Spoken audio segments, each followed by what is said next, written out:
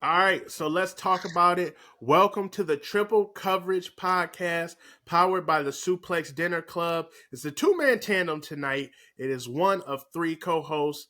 Bradley, I'm going to pass the ball off to my guy. Let him know who you are. What's up? What's up? It's Eric, and somehow the Patriots still lost, and it was a bye week, boys. We still in the Travis Hunter sweepstakes. Let's go. Now listen, I had to kind of adjust my feelings because while it's playoff time in fantasy, it's not playoff time in the NFL. So I need the Patriots to continue to keep losing games. We are in the Travis Hunter sweepstakes. I am super excited. We have an opportunity to get one of the most dynamic college football players we've probably seen in the last 5 to 7 years. When you say, Eric? Absolutely. Like, regardless of what position he's playing, if it's offense and playing wide receiver, if he's playing cornerback, pair him up with Christian Gonzalez in that secondary, boy. Whoo, our defense is gonna look sick. But I still think even if we do get Travis, we still need to go out and look for another wide receiver. But Absolutely. And I think if we have our scouting hats on, there's plenty of good wide receivers in the NFL draft. Going to be in the NFL draft from college football, so I think there's going to be some quality wide receivers there. oh And yeah, again, you always find those jewels anywhere from the second to fourth round. Sometimes you even have some undrafted guys that's come in and that's really hungry to make a team. And with the New England Patriots, we traditionally brick on wide receiver. I did see something where we said we are ready to offer T. Higgins whatever he wants. pay him, So pay that man. so if we can shore up T. Higgins with Drake May, and we can get a Travis Hunter, I am locked and loaded and excited for next season. But let's talk about it, man. It is Monday night currently, and right now the Cowboys are playing the Bengals. If you guys notice, I'm over here looking over because it's major implications this week in fantasy football. Eric, I'm going to go ahead and toss it over to you. Talk to me. Where are you at? Did you secure your win for the week? Well, we had talked about my league started the playoffs a week early because we forgot about week 18 this year. So I slept this week. I had a bye. Didn't even look at my lineup. I'm watching everybody else scramble to see who I'm playing against next week. So it's nice to be sitting in one of those top two spots where I didn't have to worry about Baltimore being on a bye, New England being on a bye. Uh just got to relax this week, and that was nice. Didn't Good. stress. Good. That's good to hear. So listen, I'm going to have to go ahead and I'm going to have to rewind it back a little bit to last week because I want to Uh talk about Jameis fucking Winston. oh.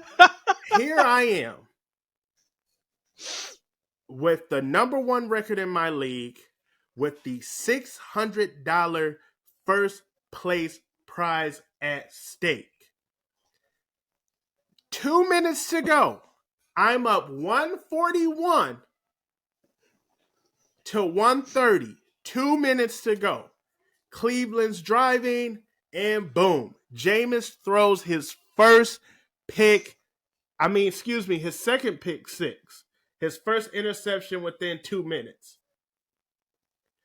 Okay, cool. I'm up 141 to 139 with about a minute and some change left. I said, cool, just drive it, kick a field goal. That's going to put, because the person I was playing had Denver defense. So I said, cool, just drive it. That's going to take some defensive points off the board if y'all score, kick a field goal. So Jameis goes down, boom, boom, boom. He's driving.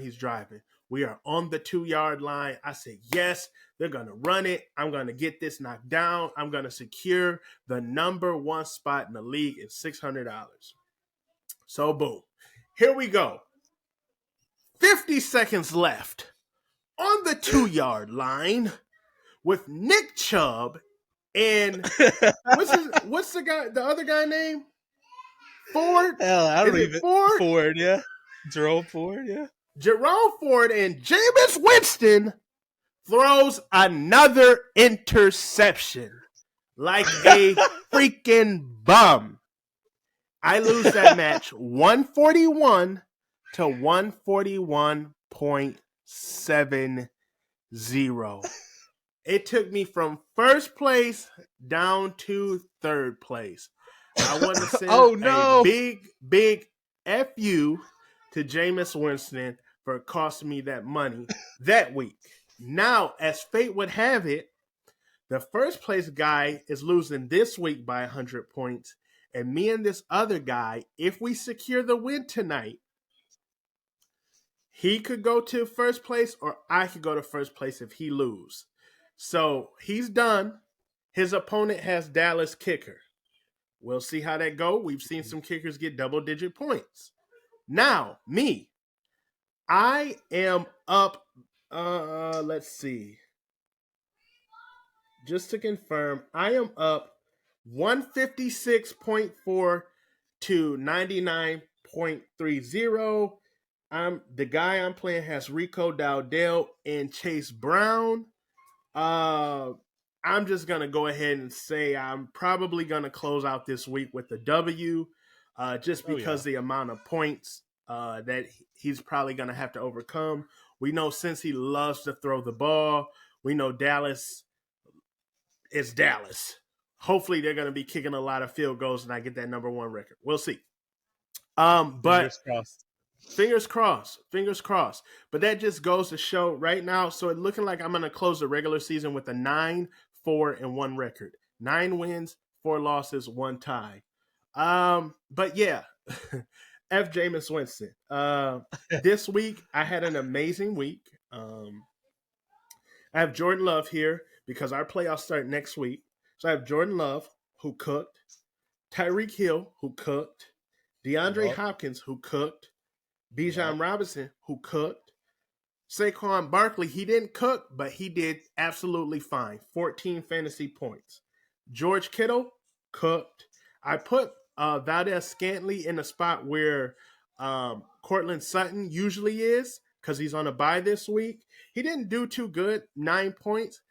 Meanwhile, I left Jordan Addison on the bench. Ooh. And he had a monster game this week. Sure did. Then I picked up Boswell, Tennessee's quarterback. Not Tennessee. Boswell, which is Pittsburgh kicker. I had Tennessee defense, and right now I have Eddie Kendricks, individual defensive player, still there. So, with that being said, I had a very, very solid week. And again, I'm up 156. It looks like he has 103 now, 0.7. He may max the night out at 130, maybe. Give or take. Just depends. Look like Rico Dowdell is doing a little bit of gashing on this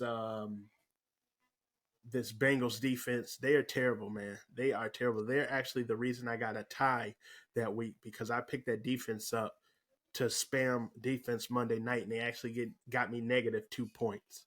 So they're the reason I thought we were actually going to be good this year. So F the Bengals too. Yeah, we're going to send a big old FU to the Bengals.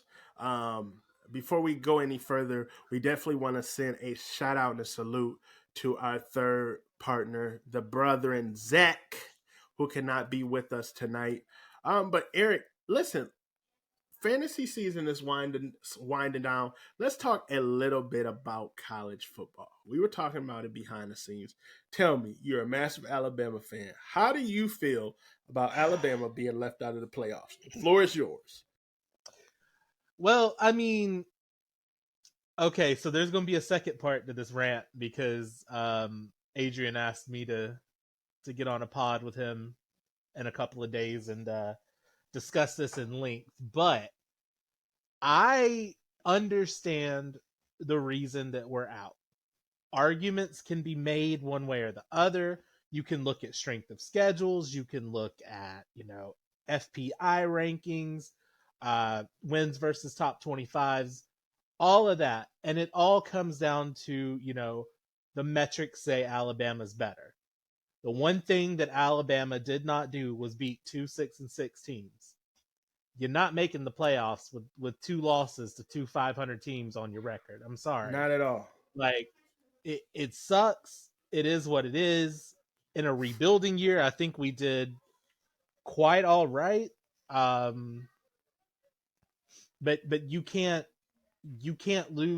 go to Norman to kick a field goal and come home and get blown out and Right. 2 weeks before the season ends and still expect to go to the playoffs. It Right. just we needed Right. more than we needed a Hail Mary. Yeah. And I thought that SMU was going to give it to us, but They stood their ground. Dabos, they did. They stood their ground. Um, but in terms of the bracket looks good. I'm very interested in a bunch of these games. Everybody always wants to talk about variety in college football in the playoffs. We finally got it. You know, all those years ago when people were like, how would Boise stack up against the Georgias and the Alabamas and the Floridas and all of that in on the big stage, and we're going to get to see it this year. You know, the Heisman Trophy winner, in my opinion, Ashton Genty, is going to get a lot of eyes on him, and a lot of potential for big games too. So, I selfishly, I would have loved to see us get in with 3 losses just to watch the world explode like they did last year. But I think we had more of an argument to make the playoffs last year than we did this year. So Yeah. And that's fair. That's an honest assessment. I'm not gonna lie, man. Y'all got a kid over there by the name of Xavier Brown. I am a huge fan of his. I think he's gonna be a top draft pick, a top 10 pick when he comes out. I love defense. I love the interceptions. I love the heartbreak that defensive backs causes other teams when they're playing. We almost seen it with the Georgia Texas game. Texas almost had a pick six, but the guy celebrated too early. We seen yep. Everett come up with some big interceptions as well in that game. So again, it's going to be next year, and I'm interested to see because I'm gonna be honest with you. I'm not a big fan of 12 teams in the playoffs, just because I feel like, all right, if we got to this point, it's probably only 4 teams I want to see. So hopefully, all these games keep me interested to where I'll be like, yo, this is an amazing idea. Let's run it. If it's gonna be what we expected, these blowouts, and Georgia walking their way in, which Georgia is a phenomenal team and they have a great easy path to the win, but it's just about how these games are. Is SMU really gonna bring it? Is Boise State really gonna bring it? Is Arizona State really gonna bring it? How are they gonna look? Are they gonna be competitive?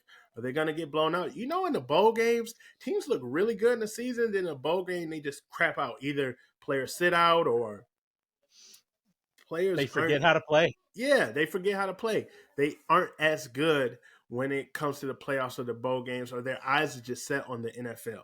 So Yep. we are going to see how that works. I look forward to it. And My speaking on USC that, Trojans. Go ahead. I was gonna say, and speaking on the draft, the Texas Georgia game with Beck getting injured, that's a huge blow to his draft stock, because if it is a UCL injury, that's going to be Tommy John, and that's going to hold Carson out for 6 to 9 months. So that's going to take a hit in his pocket. I don't necessarily know if Carson was a first rounder, but I think he was an bottom early first round. I think bottom first round. After you get Cam Ward, Shador, Jalen Milroe, and probably Carson Beck were your projects. Yeah, high upside projects. So you could take a risk down there in the lower part of the draft to have them and hold them, and things of that nature. I've had Carson as a low day 2 pick, pretty much all year.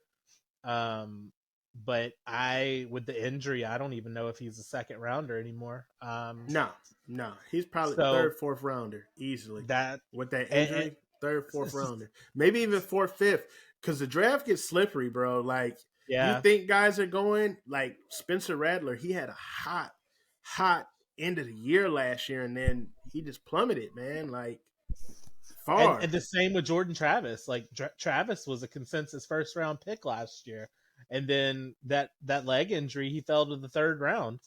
Um, Yep.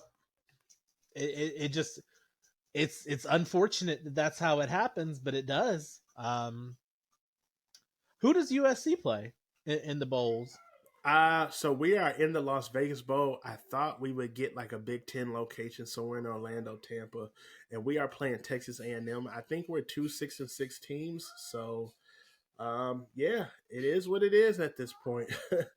We're playing Michigan in Tampa, so that's interesting. Oh, that's gonna be an exciting game. It's gonna be an exciting game. I'm pretty sure it's gonna be a lot of stars sitting out of that game because it's really no major implications for that. Michigan Yeah, quarterback stinks, so Michigan that's a as a dub. whole stinks this year, honestly. Yeah, yeah, that's a W Um, for you guys. We can mark I'd that one. love, I'd love not to, I'd love to see Jalen play. Like I don't, I really, I'd hate to see half of our team sit out, a la Florida State last year. Um, I'd love to see the seniors go out with a win against the team that ended our season at the beginning of the year. We can end the year with a redemption. So Yeah, and I think that's the type of statement Alabama is looking to make when they play agreed, Michigan. Yeah, agreed. you got Yeah, you guys want that W back. With that being said, next week for me starts the playoffs, and your playoff journey starts next week. So let's look into next week. Matchups, rosters, starts. What are you gonna do? Tell me. Take me inside that roster for next week. man, I am rolling with my boy Tua at quarterback next week against Houston, over Baker versus the Chargers. I now hear me out. Now hear me out. I almost want to start Bryce Young against Dallas.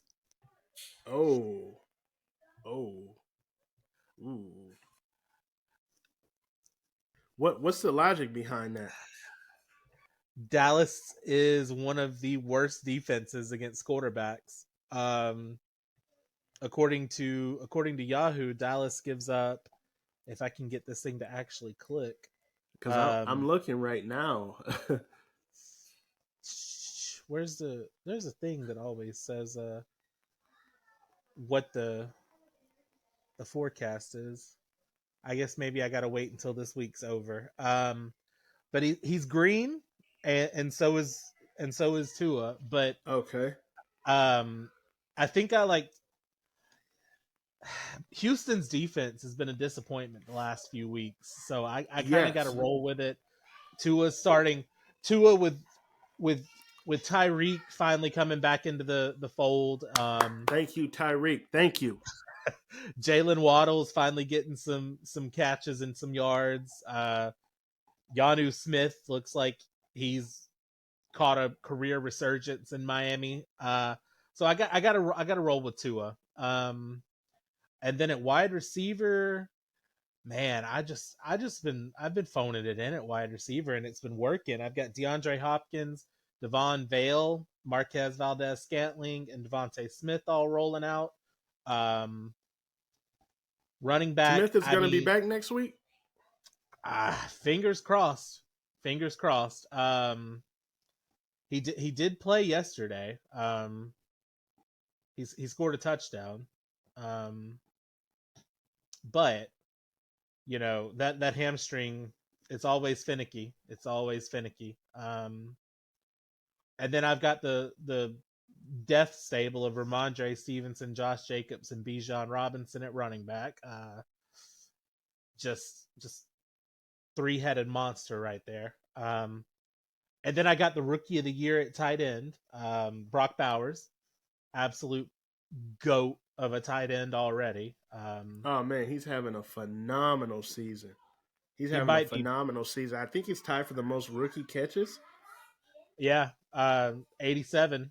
Um, and he gets to play Atlanta next week. Come on, what an easy matchup. Yeah. Um, and then in my flex, I'm running with Isaiah Pacheco, just to make that three-headed monster a four-headed monster. Um, but yeah, and then my boy Will Reichard came back for kicker, so I've got him. I've got him plugged back in. IDP is a little interesting because I just realized that Antoine Winfield's out for a few weeks.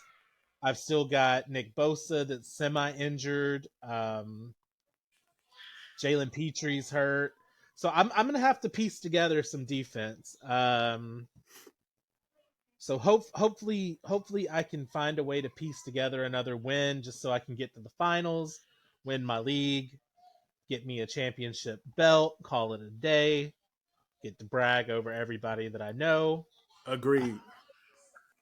That's the Agreed. best part. Is just like, oh, what'd you do last year? Oh, I won fantasy. Right, right. So I'm hoping to hang on and clinch best record. That means I've been champion last year and number one record this year. Which, if Hell I yeah. do, I mean that's gonna give me like goated bragging rights in my Oh league. yeah. That's like goated championship, and you come back with the best record. That's gonna be Mm-hmm. sensational on a back to back year. So it lets you know championship wasn't a fluke. Next week I have a little bit of a dilemma, and I'm going to tell you why.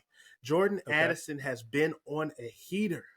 My starting three is Tyreek, D Hop, and Cortland Sutton, and I'm like, who's the weak link there? And I'm thinking of replacing D Hop for Addison and keeping Tyreek and Sutton and rolling that out through the playoffs. What you think about that? I agree because Jordan Addison's playing Chicago, and 2 weeks ago when he played Chicago, that man got 8 catches for 162 yards and a tutty. So, I think you got to start Jordan Addison. Yeah. Yeah, no, most definitely. Most definitely. And other than that, I'm just gonna roll with my roster, man, and I feel really, really good about rolling with our roster. Now, we did have a question for the evening, but I'm gonna table that question until Zach gets back because I need Zach to chime in on the Boomer Bust 2024 because we have to go back. There's a lot of predictions we made. There's a lot of guys we said we're gonna be here and there, and they didn't. So we're gonna table that for next week. But before we do go ahead and end the show, let's talk about it. Where do you think you're going to end up at the end of this fantasy football season? Are you claiming the championship right now? I hope so. Um, at the end of the day, that's all we really want to do, right? It's the reason that we play. Um, Sorry, I'm trying to look at something real quick. Speaking of stats, but no, yeah, the only other competition that I have is the guy that's in first place right now that has the exact same record as me, and I've already beat him once this year. So, I'm not gonna say I'm not worried because his roster is, I mean, he's got Pickens and Tyreek Hill and DK Metcalf, James Cook. He's got A Chain, Cooper Cup, Joe Burrow, Jaden Daniels. Like he's got him a squad. So I'm not gonna say I'm not worried about him, but I've already beat him once. Why can't I do it again? Run it, right, run it. And that's the same way. I'm on a mission for the back to back. If I can get best record in a championship, I will be immortalized as a fantasy football god. And you guys have been here with us week through week as we went through our progressions and setting our teams, our rosters, our trades, and we have more to come. Again, we're going to be going through this even in the off season with fantasy football. So stay locked in. Now, next week, we are hoping to get Zach back because I do want to talk about extensively the Boomer Bust of 2024 before playoffs actually start for me and Eric. I think they're going to start for Zach too next week. So we will see. All right. So it is Monday night. We're going to go ahead and sign off. We're going to watch the rest of this game. We do have the Dallas Cowboys and the Cincinnati Bengals going on. Again, we want to thank you for joining us with the Triple Coverage Fantasy Podcast. My name is Brad. Again, this is my co-host, Eric. We want to send a salute out to Zach. We will see you next week, powered by the Suplex Dinner Club. You guys have a great rest of the week, and we'll be back for fantasy football playoffs. Let's go.